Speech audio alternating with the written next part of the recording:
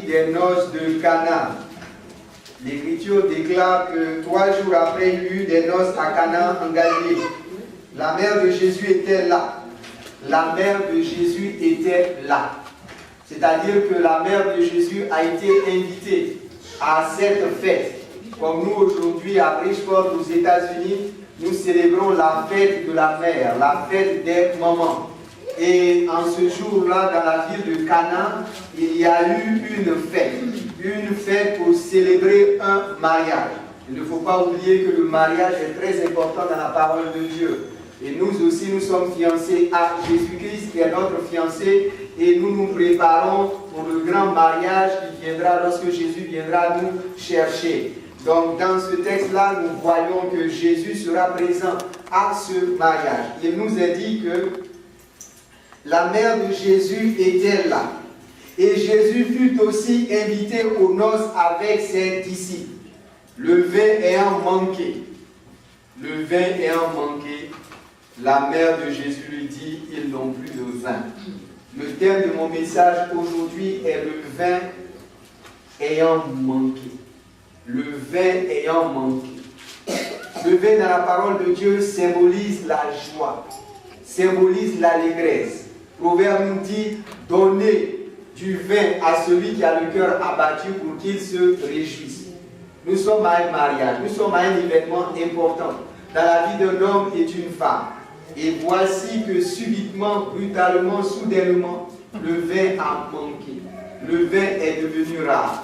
Ce couple, avant d'entrer dans ce mariage, a eu un budget de pouvoir dépenser telle somme d'argent pour que leur mariage réussisse, pour que leur fête puisse réussir. Mais il se trouve au cours de la fête, au cours du mariage, au cours de la célébration, le vin a manqué. L'élément qui procure la joie, l'élément qui procure l'allégresse a manqué. Ce couple est maintenant dans la panique. Ce couple est dans le désarroi. Ce couple est dans la confusion. Lorsque vous organisez une fête, quelqu'un me disait, même si la nourriture manque, il n'y a pas trop de problème.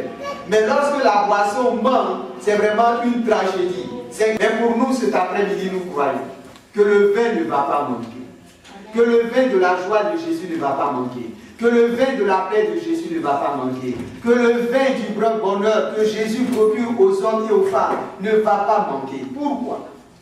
Parce que ce qui a sauvé ce couple, c'est que Marie a été invitée. Marie, la mère de Jésus. Et c'est parce que ce couple a pensé à Marie et que Marie a accepté de venir à ce mariage. Dieu veut utiliser des femmes comme Marie, des mères comme Marie, pour décanter des situations catastrophiques, des situations totalement gâchées. Et nous bénissons le Seigneur de ce qu'il nous a donné, des femmes, des mamans formidables dans cette église, qui ont un ministère, qui ont une destinée dans le royaume de Dieu. Et Dieu voudrait que vous soyez comme des maris, des femmes qui ont le discernement, qui savent que dans une situation compliquée, il y a quelqu'un. Et cette personne-là, c'est son fils Jésus. Et cette personne-là, c'est votre frère Jésus. Cette personne-là, c'est votre sauveur Jésus. Et lorsqu'on s'adresse à ce sauveur, il intervient au moment précis, au moment que lui, il a décidé. Le vin ayant manqué. Cet après-midi, la question que je voudrais vous poser, est-ce que le vin n'a pas manqué? Ou le vin n'est pas en train de manquer dans votre vie?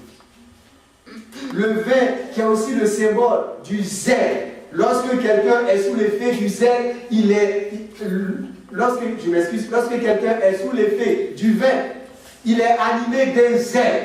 Il est passionné dans ce qu'il fait. Et en tant qu'enfant de Dieu, notre vin à nous, c'est le vin du Saint-Esprit.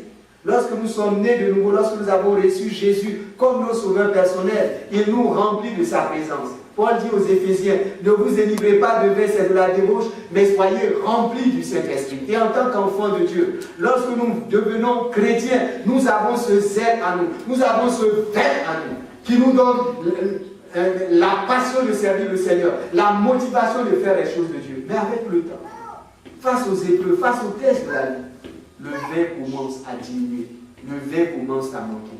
Et cet après-midi, il se pourrait, mon frère, ma soeur, à cause des épreuves, à cause des problèmes de la vie, ton vin est en train de diminuer, ton vin est en train de manquer. Et tu es dans la panique. Tu n'as plus le même zèle qu'avant. Les choses de Dieu, tu les fais comme par obligation, comme par routine. Tu aurais souhaité même dimanche rester chez toi, faire la grâce matinée, regarder ta télévision ou aller faire des heures supplémentaires sur le lieu de ton travail. Le vin est en train de manquer dans ta vie. Le vin se fait rare dans ta vie. La joie que Jésus donne, le bonheur que Jésus donne, le vrai zèle que le Saint-Esprit procure dans ton cœur est en train de manquer. Et la bonne nouvelle pour ce couple, la bonne nouvelle pour ce mariage, c'est qu'ils ont été Marie, la mère de Jésus. Et Marie a pu discerner, Marie a pu déceler qu'en ce moment précis, les gens n'avaient plus de vin. Ce n'est pas Jésus qui a constaté, c'est Marie qui a constaté, et je vous disais que la femme a cette sensibilité de percevoir des choses que très souvent nous les hommes ne percevons pas rapidement. Marie a sans doute écouté des gens en train de chuchoter, vous comprenez, il n'y a plus de vin, le mariage est gâté, ce sera la catastrophe pour et tout. Et Marie a dit quoi? Ils n'ont plus de vin. Mais qui peut régler le problème? On est en plein mariage. L'argent que les gens ont sur eux, c'est sans doute pour donner un peu des offrandes aux mariés. Le vin fait défaut. Qui peut faire quelque chose? Mais elle a pensé à quelqu'un. Ce quelqu'un, c'est Jésus. Elle s'est tournée vers son fils. Et elle a dit,